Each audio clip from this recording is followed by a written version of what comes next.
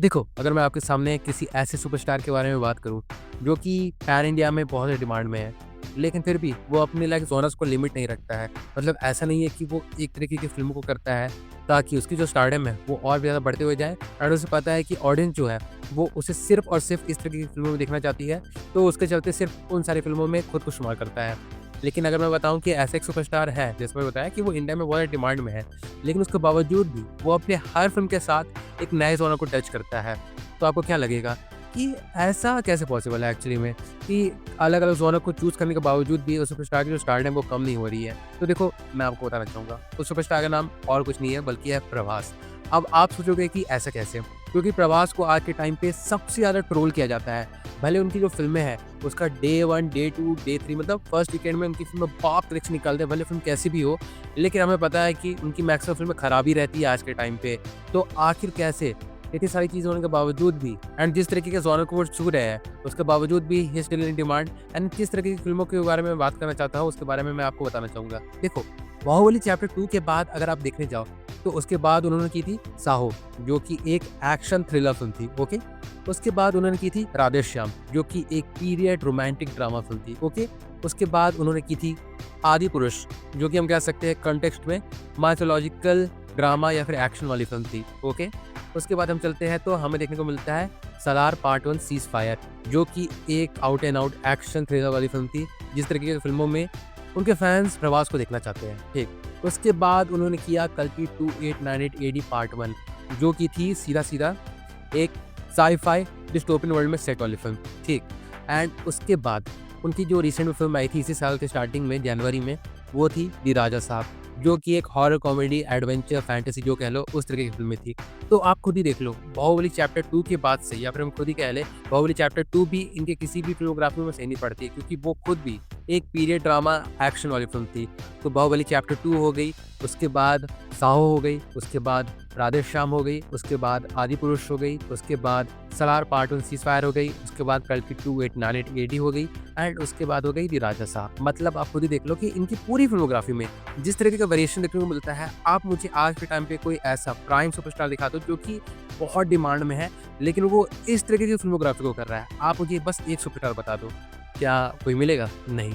लेकिन यहाँ पर फिर भी दिक्कत आ जाती है कि प्रभास चलो अलग-अलग जॉनर को टच किए जा रहे हैं, लेकिन उसके बावजूद भी हम कह सकते हैं कि उनकी जो मैक्सिमम फ़िल्में होती है, उसमें सबसे पहले तो कोई नयापन नहीं रहता है। मतलब डायरेक्टर उन सारी फ़िल्मों को इस तरीके से ट्रीट करता है कि भले फ़िल्म का जॉनर कुछ भी हो, फ़िल्म की स्टोरी कुछ भी हो, उन्हें प्रभास को एज़ अ राजा के तौर पे दिखाना है, ठीक? और दूसरा सबसे वीक एस्पेक्ट होता है प्रभास की एक्टिंग। भले यहाँ पर अगर हम सलार पार्ट 1 को हटा दें, क्योंकि सलार में जिस तरीके का कैरेक्टर था उनका, वो काफ़ी ज़्यादा शांत स्वभाव का था एंड जब भी वो मार काट पे उतरता था तो वो रुकता नहीं था। तो वहाँ पे हम कह सकते हैं कि प्रभास के मुँह से हमें बहुत सारे डायलॉग सुनने को नहीं मिलते थे एंड वो पूरी तरीके से एक स्टोइक पर्सनैलिटी को उस फ़िल्म में लेके चलते हैं। लेकिन उसके अलावा बाकी सारी फ़िल्मों की बात करें तो चाहे हम साहो की बात कर लें, जहाँ पर वो अगेन से हमें उनके एक्शन वाले अवतार में देखने को मिले थे। लेकिन आप एक बात समझो कि वहाँ पर प्रभास को अच्छा खासा स्क्रीन टाइम दिया गया था, जहाँ पर उन्होंने बहुत सारे डायलॉग्स को डिलीवर किया था। लेकिन जहाँ पर उनके कैरेक्टर को सबसे पहले तो मिस्टीरियस भी बनाया गया, उनके द्वारा कई सारे कॉमिक सीन्स को दिखाया गया, उन्हें रोमांटिक वाले सीन्स भी दिए गए। लेकिन उन तीनों चीज़ों के बीच में मतलब अगर हम एक्शन की बात करें या फिर जिस तरीके के वो डायलॉग्स डिलीवर करते हैं, जब वो श्रद्धा कपूर के कैरेक्टर से इंटरैक्ट करते हैं या फिर जो भी रोमांटिक आर्क उनके बीच में रहता है या फिर उसके बाद वो जिस तरीके से अपनी कॉमेडिक लाइन्स को डिलीवर करते हैं, तो उन सारी चीज़ों में हमें वेरिएशन देखने को नहीं मिलता है। हमें सिर्फ़ और सिर्फ़ प्रभास ही देखने को मिलते हैं एंड कई लोग तो ये भी कहते हैं कि बाहुबली के बाद प्रभास ने मेहनत करनी छोड़ दिया है। मतलब बाहुबली में एस.एस. राजामौली ने उनका 5 साल ले लिया था एंड 5 साल में उनसे इतनी ज़्यादा मेहनत करवाई कि अब वो फ़िल्म में बस दिखना चाहते हैं क्योंकि वो जानते हैं कि उनका एक ब्रांड बन चुका है, उनकी एक बहुत बड़ी स्टारडम बन चुकी है, उनकी एक बहुत बड़ी फैन फॉलोइंग आ गई है, तो उसी चीज़ को वो आगे कैरी ऑन करना चाहते हैं, लेकिन without doing any kind of hard work. तो हाँ, साहो के बाद अगर हम बात करें राधेश्याम की, तो राधेश्याम मुझे बहुत ज़्यादा थकी हुई फ़िल्म लग रही थी। मतलब लग रहा था कि उस फ़िल्म में किसी भी चीज़ को लेकर मेहनत नहीं की गई है, म्यूज़िक डिपार्टमेंट को अगर हम साइड कर दें तो। एंड जिस तरीके से उस फ़िल्म के डायरेक्टर ने क्लेम किया था कि ये फ़िल्म ऐसी फ़िल्म होने वाली है कि जब ऑडियंस इस फ़िल्म को देखने के लिए जाएगी, तो वो हैरान हो जाएँगे कि इंडियन सिनेमा में इस तरीके की फ़िल्में बन सकती है या फिर ऐसा सब्जेक्ट एग्ज़िस्ट भी कर सकता है। जहाँ पर बड़े-बड़े क्लेम्स लगाए जा रहे थे, लेकिन जब फ़िल्म आई, तो ना वो क्रिटिक्स को पसंद आई और ना ही ऑडियंस को। एंड हाँ, हम ये कह सकते हैं भले वो कोविड के अराउंड रिलीज़ हुई थी, लेकिन फिर भी उसका बॉक्स ऑफिस कलेक्शन 100 करोड़ से ऊपर का था। तो चलो अभी हम इस फ़िल्म को भी साइड रख देते हैं एंड उसके बाद हम बात करते हैं आदिपुरुष की। तो मैं आपको एक बात बता देता हूँ कि प्रभास की पूरी फ़िल्मोग्राफ़ी में अगर हम बाहुबली चैप्टर 2 के बाद बात करें, तो कोई अगर ऐसी फ़िल्म थी जिसे लेकर हर कोई हाइप्ड अप था, तो वो थी केवल आदिपुरुष। क्योंकि प्रभास को हम इस तरीके की फ़िल्मों में देख चुके हैं, जहाँ पर वो एक ऐसे राजा का रोल प्ले करते हैं, जिसे अपने राज्य को छोड़ के वनवास जाना पड़ा था एंड जिसके साथ बहुत ज़्यादा छल और कपट हुआ था। तो ऑफ कोर्स सभी को लगा था कि यहाँ पर से हमें कुछ अलग देखने को मिलेगा। पहले हम सबको पता है कि रामायण की कहानी क्या है, लेकिन प्रभास इस फ़िल्म में है तो कुछ अलग देखने को मिलेगा। इस चीज़ की उम्मीद थी या फिर प्रभास इस फ़िल्म में राम भगवान के कैरेक्टर को किस तरीके से प्ले करेंगे, उस चीज़ को भी लेकर एक्साइटमेंट थी। लेकिन जब फ़िल्म का पहला लुक रिवील हुआ, उसके बाद से हम कह सकते हैं कि इस फ़िल्म की विकेट गिर गई थी। And yes, this film suffered badly. But इन्हीं सब के बीच सलार आई, जिसके बारे में बताया कि सलार एक अच्छी फ़िल्म थी, मतलब जेन्युइन अच्छी फ़िल्म थी। पहले फ़िल्म में जिस तरीके से डायरेक्टर बहुत सारे साइड कैरेक्टर से रिएक्शन निकलवाते हैं, वो बहुत ज़्यादा क्रिंज लग रहा था, there is no doubt about that. But at the end मैं कहना चाहूँगा कि वो एक अच्छी फ़िल्म थी। फिर उसके बाद आई कल्कि 2898 एडी, जिसे पूरी तरीके से किसने, अमिताभ बच्चन ने कैरी किया था।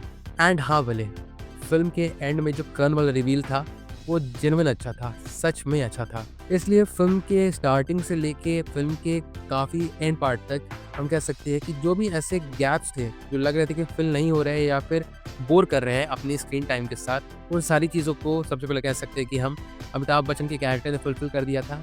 एंड उसके बाद कर्ण वाले रिवील ने भी उस चीज़ को काफ़ी हद तक मैनेज कर दिया। बट बात यही है कि कल्कि 2898 एडी में लोगों ने जिस तरीके से एक्सपेक्ट किया था प्रभास के कैरेक्टर को, वो चीज़ें तो नहीं देखने को मिली थी, अगर हम केवल उस कर्ण वाले रिवील वाली चीज़ को हटा दे तो। एंड इसी साल आई उनकी सबसे घटिया फिल्म, मतलब बाहुबली चैप्टर 2 के बाद मैंने जितनी सारी फिल्में देखी है प्रभास की, उसमें सबसे ज़्यादा घटिया फिल्म, जी हाँ, आदिपुरुष से भी घटिया फिल्म। मतलब आप समझ लो कि द राजा साहब आई है जनवरी में एंड कई सारे लोगों का ऑलरेडी कहना था कि ये फिल्म आते ही इस साल की अभी तक की one of the worst films of the year 2026 में अपने आप को शुमार कर चुकी है। बट फिर भी हम कह सकते हैं कि प्रभास की आगे आने वाली फिल्मों से तो हमें काफ़ी ज़्यादा होप है। लेकिन अगर प्रभास अलग अलग तरह की फिल्मों को चूज़ कर रहे हैं, तो एट द एंड बोलना यही चाहूँगा मैं कि केवल जॉनर चूज़ करने से कोई फ़र्क नहीं पड़ेगा। और मुझे सही में एक चीज़ समझ में नहीं आती है कि कई सारे न्यू डायरेक्टर्स को चांस मिल जाता है प्रभास को डायरेक्ट करने का, तो वो अपनी फिल्म को, भले उनकी फिल्म का जॉनर कुछ भी हो, वो प्रभास को इस तरीके से प्रेजेंट करने में एक तरीके से तुल जाते हैं कि वो पूरी फिल्म की स्टोरी को एक तरीके से सैक्रिफाइस कर देते हैं उस चीज़ के चलते। जहाँ पर मैं ये मानता हूँ कि कोई सुपरस्टार होता है तो उनकी जो फैंस होते हैं वो आते हैं उन सुपरस्टार्स को उनके उसी ओजी वाले रूप में देखने के लिए, जिसमें मैं बुरा नहीं मानता हूँ कि वो सारी चीज़ें ज़रूरी रहती है। लेकिन पूरी फिल्म की स्टोरी को लाइक एक तरीके से सैक्रिफाइस कर देना उस चीज़ के चलते कि हमें बस अपने हीरो को बहुत बड़ा दिखाना है, पूरी फिल्म के अराउंड उस तरीके से दिखाना है, तो वो चीज़ फिल्म की क्वालिटी को डिस्टॉर्ट करेगी ही करेगी। एंड यही चीज़ हुई है प्रभास के साथ। अब आगे देखते हैं कि आगे भी इनकी फिल्मोग्राफी में एक से एक डायरेक्टर हमें देखने को मिलने वाले हैं। Anu Raghavapudi sir, Sandeep Reddy Vanga ji, Prashanth Neel, Nag Ashwin and hopeful मैं हूँ आदित्य धरवी। तो इतना तो हम जानते हैं कि कम से कम ये सारे जो डायरेक्टर्स हैं वो अपनी वर्ल्ड बिल्डिंग को सैक्रिफाइस नहीं करेंगे केवल और केवल एक सुपरस्टार को उसकी ओजी वाले रूप में लाइक दिखाने के लिए। तो यस, आगे बस होप यही है कि प्रभास फिर से अलग अलग जॉनर्स को टच करे, लेकिन उस तरीके की क्वालिटी फिल्मों को भी दे, ना कि जिस तरीके से हमने बाहुबली चैप्टर 2 के बाद देखा था। And yes, with that being said, चलिए मैं वीडियो को यहीं पर कंक्लूड करता हूँ। तो मैं अगर देखा जाए तो यही था मेरा एक वीडियो जिसके बारे में काफ़ी टाइम से सोच रहा था, लेकिन मैं बना नहीं पा रहा था, लेकिन आज मैंने बना दिया। सो अगर इस बारे में आपका भी कुछ सोचना है या फिर आप भी कुछ कहना चाहते हो, तो डेफिनेटली से अपने व्यूज़ को आप कमेंट सेक्शन में लिख के ज़रूर से बता सकते हो। मैं फॉर श्योर जानना चाहूँगा कि इस बारे में आपके थॉट्स किस तरीके के हैं, तो do drop your views in the comment section. और हाँ, बाकी फिर चलिए मिलते हैं बहुत जल्द एक और नए वीडियो के साथ, तब तक के लिए बाय।